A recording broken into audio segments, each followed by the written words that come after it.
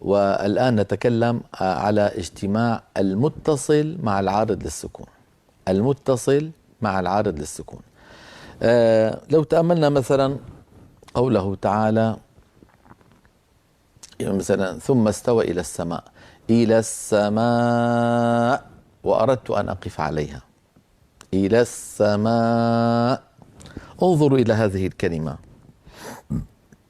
إن نظرنا إلى الألف في كلمة السماء مع الهمزة التي بعدها فهذا متصل، السماء. وإن نظرنا إلى أن هذه الألف في كلمة السماء قد جاء بعدها حرف هو في الوصل متحرك وسكن بسبب الوقف فهذا مد عارض للسكون، لأن تعريف المد العارض للسكون هو أن يأتي حرف المد وبعده حرف ساكن سكونا عارضا بسبب الوقف، ينطبق التعريف أيضا.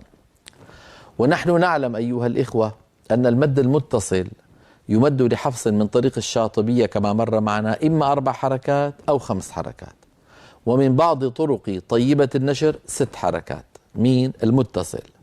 أما العارض للسكون فنعلم بأنه يمد لكل القراء 2 أو 4 أو 6.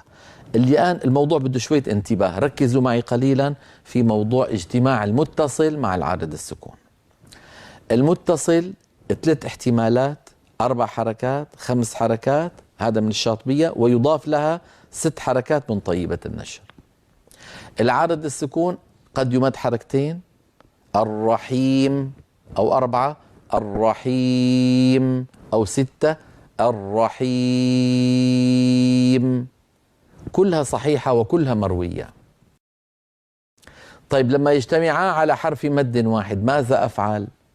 3 ضرب 3 هذه له 3 احتمالات. المتصل له 3 احتمالات، 4 حركات، 5 حركات، 6 حركات. العارض للسكون له 3 احتمالات، 2 4 6.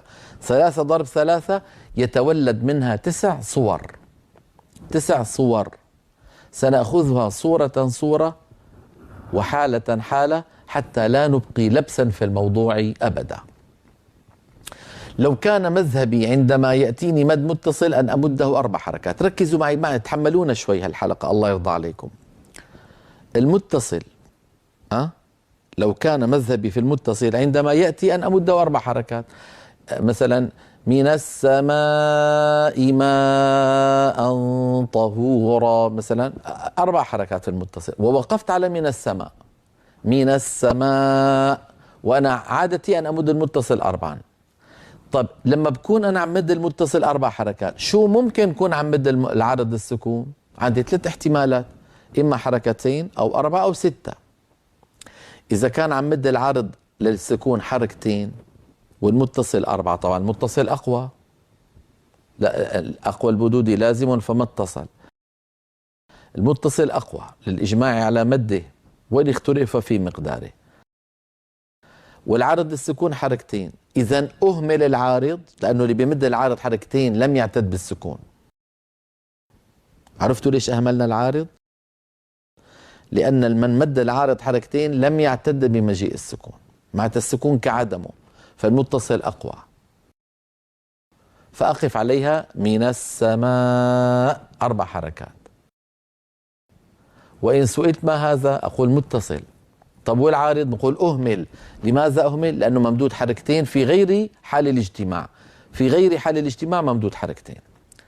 طيب لو كان العارض في غير حال الاجتماع ممدود 4، الاحتمال الثاني صار عندي المتصل ممدود، أنا حثبت المتصل 4 وأخذ 3 احتمالات في العارض، بعدين رح ثبت المتصل 5 وأخذ 3 احتمالات في العارض، بعدين رح ثبت المتصل 6 وأخذ 3 احتمالات في العارض، حتى يصيروا 9 صور. الآن نعود. المتصل 4 حركات، الحالة الأولى من حالات العارض أن يكون ممدود في غير حال الاجتماع 2، واجتمعا في كلمة من السماء، شو بنعمل؟ نهمل العارض ونقول 4، وإن سئلنا نقول متصل. طب إذا أخذت الحالة الثانية من العارض أن يكون العارض 4 حركات في غير حال الاجتماع، لما اجتمعا أنا عم مد المتصل 4 والعارض لما يأتي كمان أمده 4، فلما أقف على من السماء أكيد حوقف 4. ولو سئلت أقول مد له سببان. شو يعني مد له سببان؟ يعني لو جاء سبب المتصل لوحده لمددته 4، ولو جاء سبب العارض للسكون لوحده لمددته 4، فلما اجتمعا صار مد له سببان. الاحتمال الثالث أن أكون من عادتي في غير حال الاجتماع أمد العارض 6 والمتصل كام؟ 4. ركزوا على هذه الحالة يكثر فيها الخطأ. عادتي عند عدم الاجتماع المتصل 4 والعارض 6، وصلت إلى من السماء، ماذا أفعل؟ هل أمده 4 على أنه متصل أم أمده 6 على أنه عارض؟ أمده 6 على أنه عارض. لما؟ لأنه صحيح هو اسمه عارض، لكن من مد العارض 6 حمله على اللازم، واللازم أقوى من المتصل. أقوى المدود لازم فما اتصل. انتبهنا؟ فأمده 6 وقفا، فإن سئلت أقول عارض للسكون.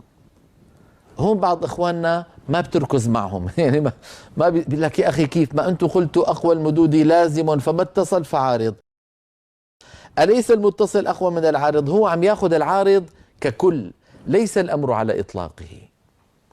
ليس الأمر على إطلاقه. العارض له 3 مراتب. القصر معناها إنكار أثر السكون، 4 حركات اعتداد جزئي بالسكون، 6 حركات اعتداد كلي بالسكون، يعني محمول على اللازم. فلما بتحمله على اللازم صار أقوى من المتصل. واضح أيها الإخوة؟ نعم. الاحتمال الثاني أن يكون مذهبي في مد المتصل 5 حركات، في غير حال الاجتماع المتصل 5 حركات، والعدد السكون عندي 3 احتمالات، 2 أو 4 أو 6. إن كان عم باخذ العارض 2 والمتصل 5، وصلت إلى السماء أمده 5 من السماء. ليه؟ لأنه المتصل أقوى من العارض. من مد العارض 2 أنكر أثر السكون، يعني تركه طبيعي، فالمتصل أقوى. أنا الآن الاحتمال الثاني، عادتي أمد المتصل عند عدم الاجتماع 5 والعارض 4، وصلت إلى من السماء، هل أمده 5 على أنه متصل أم 4 على أنه عارض؟ 5 على أنه متصل، لأنه المتصل أقوى من العارض، لأنه هذا اعتداد جزئي. أمد 5. انتبهوا. الاحتمال الثالث أن أكون أنا أمد المتصل 5 حركات عند عدم الاجتماع والعارض 6 حركات، فإن وصلت إلى من السماء أمد 6 حركات. ليه؟ لأنه من مد العارض 6 حمله على اللازم، فصار أقوى من المتصل. كمان هذه النقطة انتبهوا لها في حال ال5 حركات. الحالة الثالثة والأخيرة أن أكون مدي للمتصل عند عدم الاجتماع 6 حركات، والعرض السكون نعود فنقول 3 احتمالات، 2 و4 و6. لما بدي أقف على من السماء عندي المتصل 6 والعارض 2، ماذا أفعل؟ لا والله 6، لأنه المتصل أقوى من العارض اللي مقصور. من قصر العارض لم يعتد بالسكون، إذا أمده 6. كذلك الأمر لما أخذ الاحتمال الثاني، وهو أني أمد العارض 4 حركات مع المتصل 6، وقفت، ماذا أفعل؟ أمد 6 على أنه متصل. المتصل 6 حركات أقوى من الاعتداد الجزئي بالسكون. الاحتمال الثالث والأخير أن أكون في حال عدم الاجتماع أمد المتصل 6 والعارض للسكون في حال عدم الاجتماع 6، فلما اجتمعا أكيد حمد 6 حركات، لأنه رقم 6 موجود في المتصل والعارض ممدود 6 حملا على اللازم. فإن سئلت أقول مد له سببان. أقول مد له سببان لأنه المقدار واحد. شو معنات مد له سببان؟ صرت عم كررها كذا مرة لتفهم. كلمة مد له سببان معناها لو جاء واحد منهما لمددته كذلك. هذا معنى مد له سببان. أنا عندي المتصل 6 والعرض السكون 6، اجتمعا على من السماء، مد له سببان. لو كان جاء لوحده متصل حمده 6، لو كان جاء عارض لوحده يعني ما في بعده همزة سأمده 6. فكيف إذا اجتمع؟ من باب أولى. هذا الكلام الذي أطلت عليكم فيه سنراه تباعا في اللوحات التالية. تذكروا ما قلته لكم الآن من خلال رؤية اللوحات التالية. اللوحة تقول: اجتماع المتصل والعارض للسكون. إذا اجتمع المتصل والعارض للسكون على حرف مد واحد أعمل السبب الأقوى وأهمل الأضعف، فإن تساويا في القوة أعملا معا، نحو السماء، هذا مثال لحرف المد الألف. السوء، هذا مثال لحرف الواو. المسيء، هذا مثال لحرف الياء. واللوحات التالية توضح ذلك. هذه اللوحة الأولى التي نعتبر أننا في حال عدم الاجتماع نمد المتصل 4 حركات والعارض حركتين. سنثبت المتصل 4 حركات ونقلب في العارض حركتين و4 و6. لما بيكون المتصل في حال الانفراد 4 والعارض في حال الانفراد حركتين، فعند الاجتماع شو بيكون الحال؟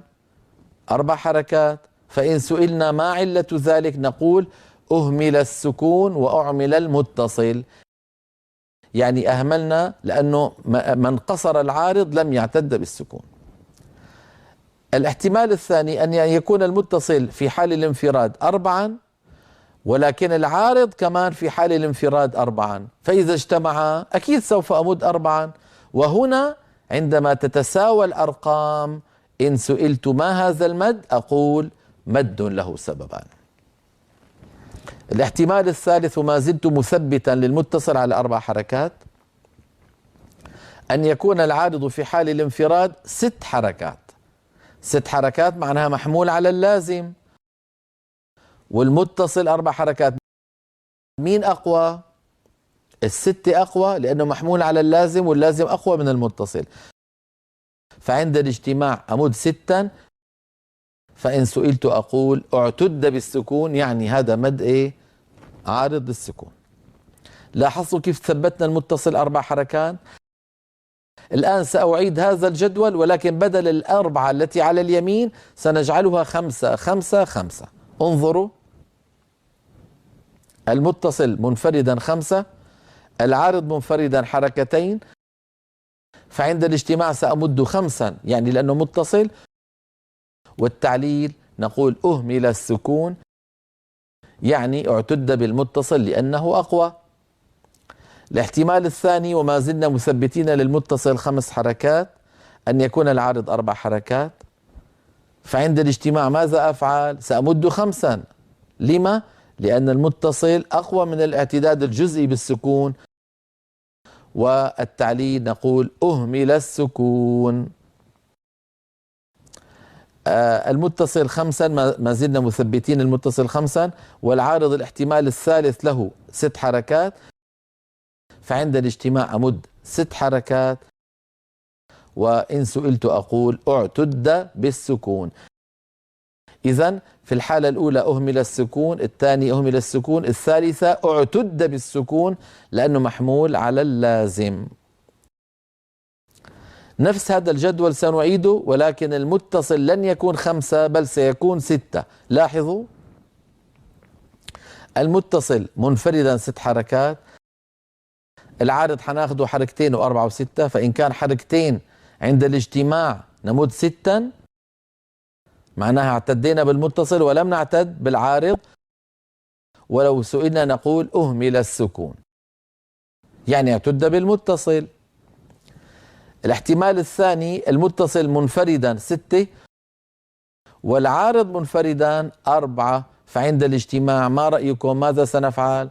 سنأخذ 6 حركات لأنه المتصل هنا أقوى من الاعتداد الجزئي بالسكون. وأهمل السكون أيضا. التعليل: أهمل السكون. الحالة التاسعة والأخيرة، أن يكون المتصل منفردا، وأعود فأقول الست حركات هذه لحفص من طريق طيبة نشر ليست من الشاطبية والدرة، ولغير حفص كورش وحمزة رحمهما الله. المتصل منفردا 6، العارض منفردا 6، فإذا اجتمعا ما رأيكم؟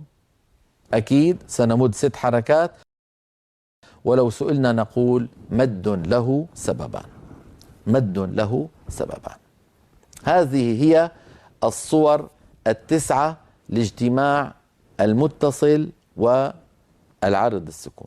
9 صور فصلتها لكم تفصيلا وبينت لكم علتها حتى لا يكون هناك لبس في الموضوع.